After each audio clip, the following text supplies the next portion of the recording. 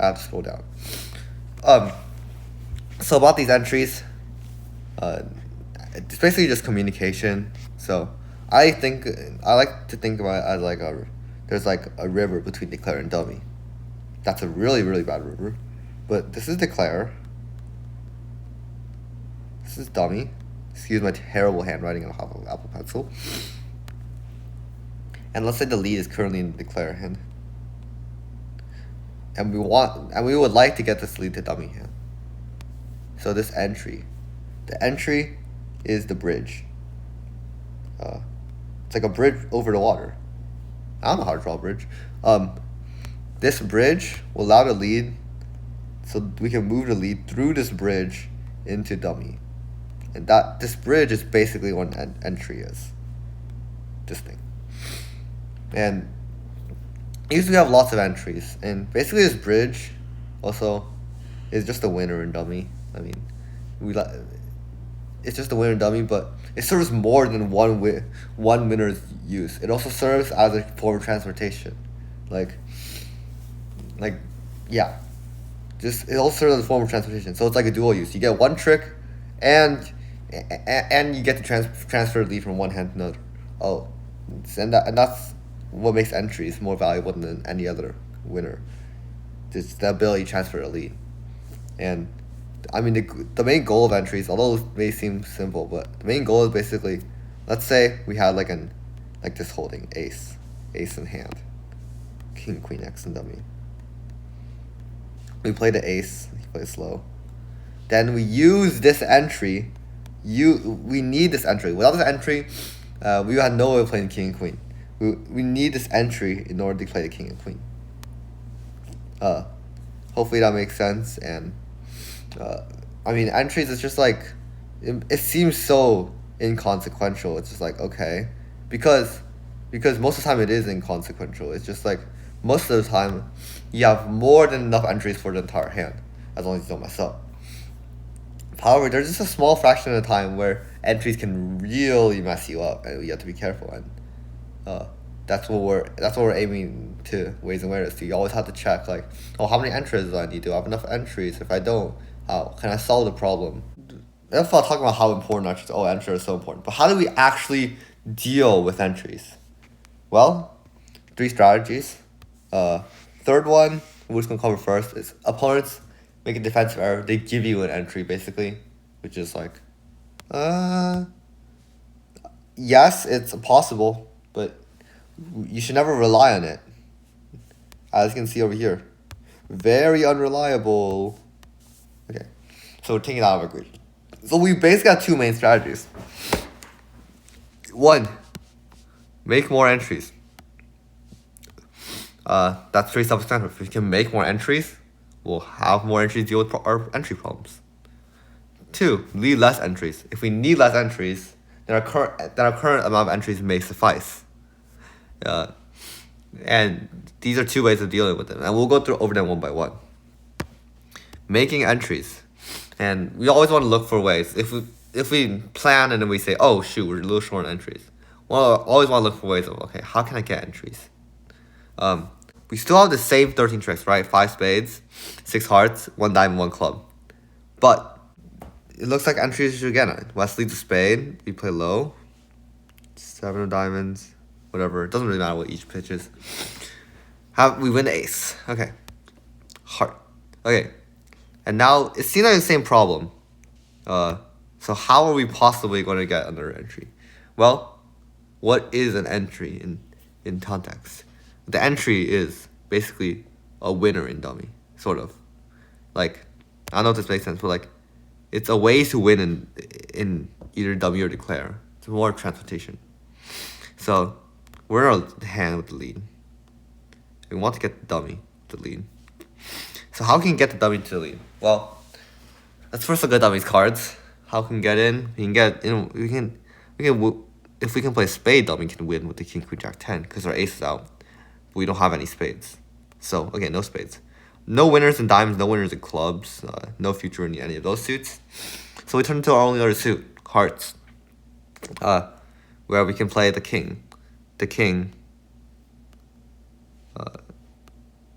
or or we can play the king. Okay, but now what, right? If we play low, we have the same issue, but oh, I see. So if you notice, the only thing that changed from the last example, was the ace and king of hearts. And this isn't like some stupid mistake, but it's like it really matters when you change these two honors, because now what we can do is we can play the ace. What? Wait. King and ace? You said don't crash honors. Hold on. We're just crashing honors. So like, wait, what are we doing? Well, if we look at this, alright, king and 8 in the previous example, these two are already playing the same trick. Remember, we used to have 1, 2, 3, 4, 5, 6, 7, ace, king, queen, jack, 10, and 8. That's 7 hearts, but we were forced to crash 2 honors. So we only have 6 hearts. So it doesn't matter if we cash a king and ace or king and 8. Oh, that could have been very confusing. That was unintentional. Doesn't matter what we cash. It's still just crashing once, and that's all that really matters. The queen, jack, 10, 9, 8. King and ace are out. They're all still winners.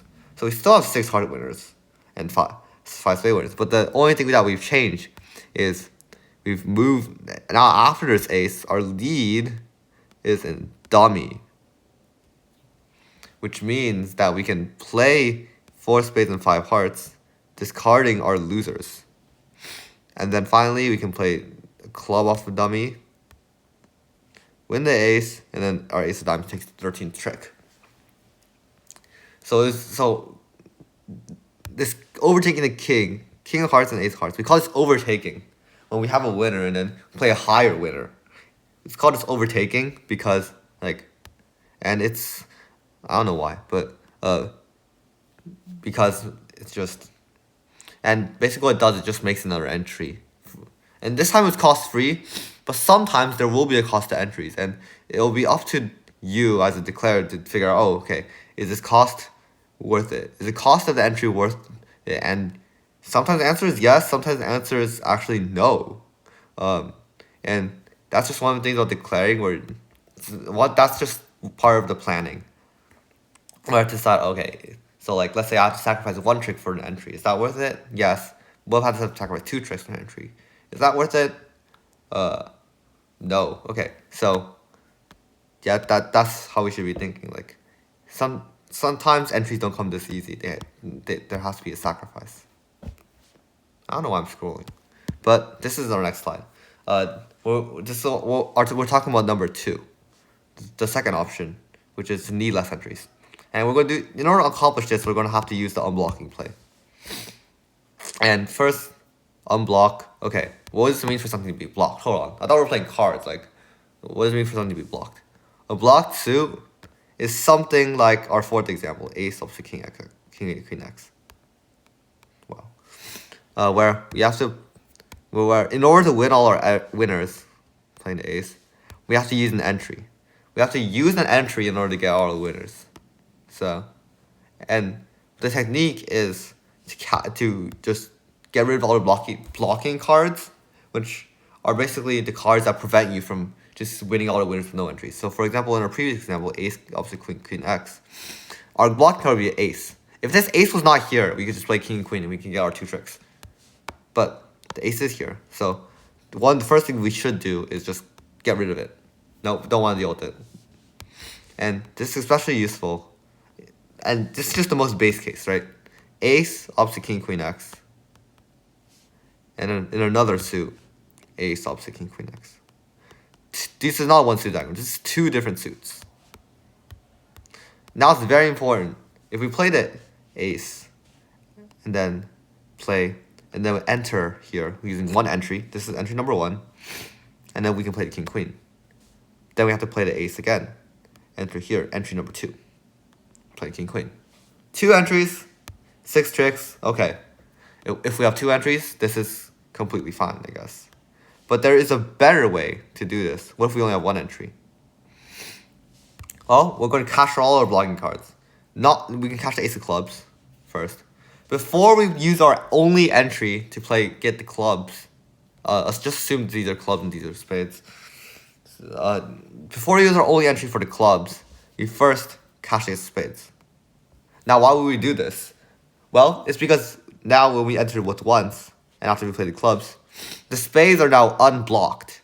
Like, they were originally blocked because of the ace, but now this ace is gone. So now we're unblocked and we're free to cash these two winners without anything stopping us. So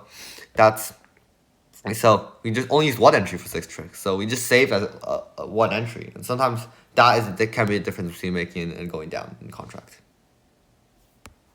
But that's about with me yapping. Let's see some more examples. This is the first example. We notice this is just like the same thing, except we have the ace of clubs over here now. And guess what the ace of clubs is?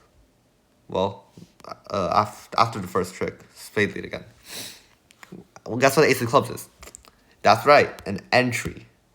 But first, before we may be tempted to use this entry first.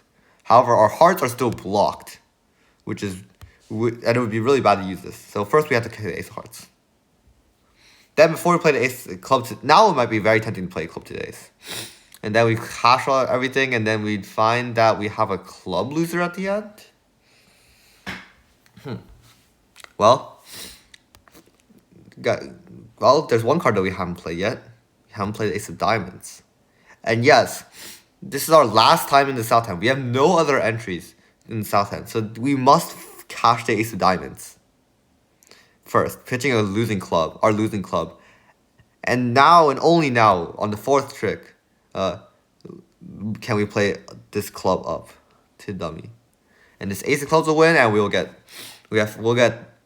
these 9 tricks. That will be 13 tricks, and that will be good declare play, and you'd get rewarded.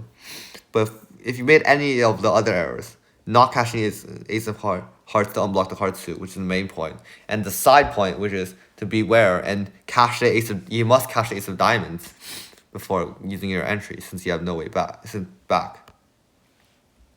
If you find those 2 plays, you'll be rewarded. If you miss either one of those plays, even if you get one of them, you can play a heart, but then if you play a club, you'll still go down. And in bridge, you have to get everything correct, unfortunately. No partial credit, guys. Now since example 2, and this example is probably the most fun example, and the example we're going to end with this. I don't know how long this video is going to be, probably very long. So, example 2.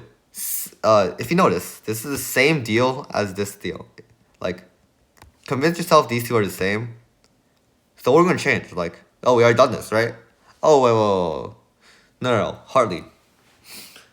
So, when West led a spade, when West previously led a spade, he's helped us unblock our spades, right?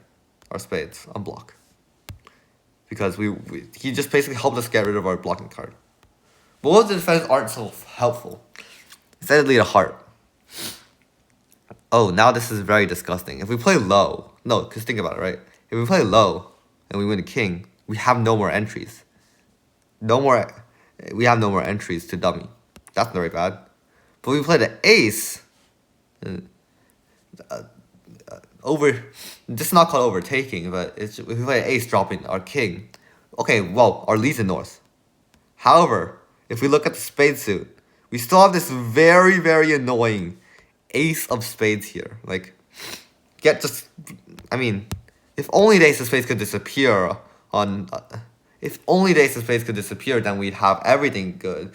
However, this ace of spades, man. I mean, if only we could get rid of it. So what's the way to get rid of a card in bridge again? Well, we could discard it. But that's really stupid. Why would you discard an ace? Okay. Here's why. King, Queen, Jack, 10, 9. This is all already 5 tricks. We do not need this ace to get another trick. So therefore, discarding will actually cost nothing at all. So we will play the Queen of Hearts. And then maybe to your partner's shock or whatever, you'll play the Ace of Spades and then everyone sees like, oh, okay, this guy just doesn't know how to play bridge. I mean, but except you do. You're smarter than them, because now look at what you have. You have 9 major suit winners, 5 spades and 4 hearts, and then if and then we'll pitch these 5 diamonds and these 4 clubs, and we'll be left with 2 aces. And that'll be 13 tricks. And there's actually a very special term that sounds really cool. That sounds not really cool, but pretty cool. But this act of discarding the aces of spades is known as a jettison play. Jettison. Jettison play. And that's when we just like throw out a block. We discard a blocking card. That's what a jettison play is. And so, yeah, bridge can be very interesting. Bridge can be very interesting. Sometimes discarding ace isn't actually a bad play. It may actually be a good play. And many things that seem unintuitive may actually be very good. And that's just, and this bridge strategy, there's a really deep rabbit hole down bridge strategy. Like, you can go for like pros, like they've been studying this for a long time, and yeah, bridge strategies, as you can see, there's no like concrete rules. Discarding the ace of spades, well, sometimes it's helpful, as in this deal. Sometimes it's just really stupid, like in most other deals. But nothing's concrete in bridge strategy. It's very interesting to explore all of these like niche hands and all that stuff, and these niche strategies, because it can be very fun to pull off. But this video is getting pretty long. I actually don't know how long this video is going to be. Hopefully short enough so that your attention span doesn't like die. But anyways, thanks everyone for watching. Next time we'll be covering for information trick sources. Just a heads up. Okay, this is not good. Top cards is gone. Next time we'll be covering both adjacent high cards and long suits. And yeah, all right. Thanks everyone for watching. See you guys in the next one.